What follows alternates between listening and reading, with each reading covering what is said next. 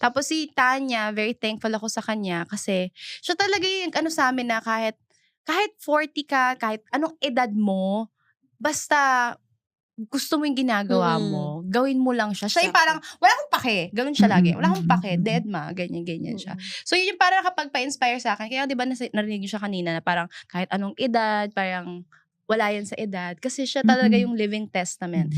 And siya talaga yung epitome ng kabaitan and forgiveness. Parehas sila. Pero ito, mas kabaitan. Pa-angel na nga.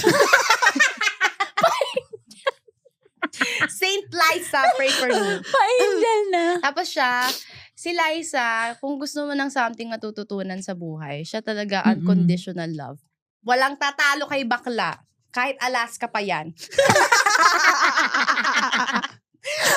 Walang tatalo kay Alaska. Talo kay ni Liza. As in, pagdating sa pagpapatawad siya, pagdating sa pagiging understanding, mabait, and yung mga parang living life to the fullest, si Tanya.